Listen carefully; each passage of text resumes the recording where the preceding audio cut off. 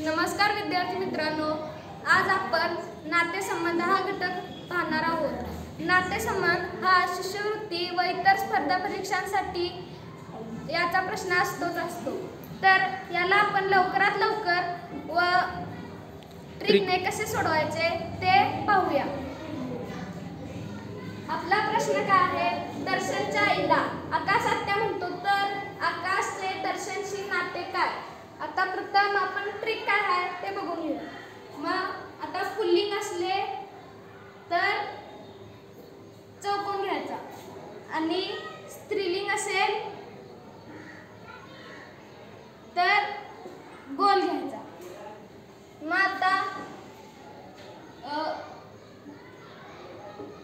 भाऊ बहीण हा संबंध दाखवण्यासाठी आपण एक रेष काढायची व वडील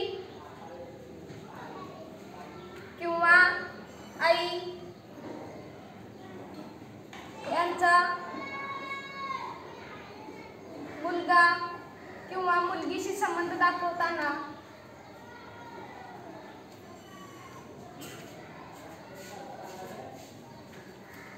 एक रेष घ्यायची व पती पत्नी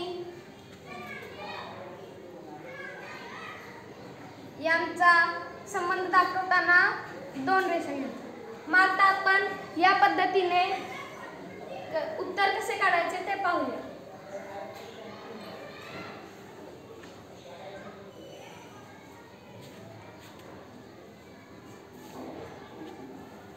आता दर्शन हा पुल्लिंग आहे, म्हणजे दर्शन हा चौकोनात आला। त्यानंतर त्याची आई, आता त्याची आई स्त्रीलिंग आहे, मग त्याच्यासाठी हा गोल काढायचा आणि ती रेषामधील आणि ही रेषा म्हणजे याचा मुलगा हा मुलगा आहे म्हणून ही एक रेषा।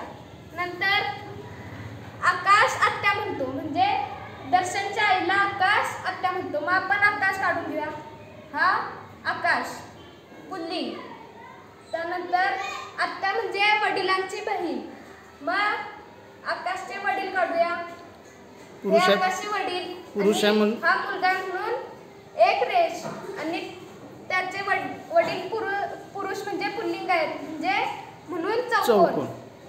आता यांना हे दोघे भाऊ बहीण आहेत, मग यांना जोडण्यासाठी आपल्याला एक रेष मारावी लागेल। मग एक रेषाने या दोघांना जोडले। आता आपल्याला आकाशचे दर्शनशी विचारले।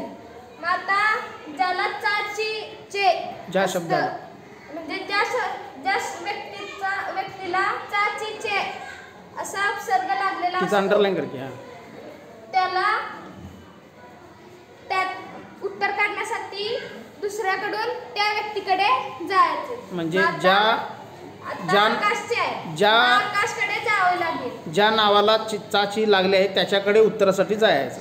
आता ज्या नावाला चाचीचे लागलेले आहे त्या नावाकडे उत्तरासाठी जायचे। मग आता आपल्याकडे आकाशचे विचारले, म्हणजे दर्शनकडून आकाशकडे जायचे। मग दर्शनच्या आईचा भाऊ त्यात दर्शनचा मामा व दर्शनच्या मामाचा मुलगा दर्शनचा मामे भाऊ, म्हणजे या प्रश्नाचे उत्तर आले मामे भाऊ। अशा पद्धतीने आपण नातेसंबंधाचा कोणताही प्रश्न लवकरात लवकर सोडवू शकतो। धन्यवाद।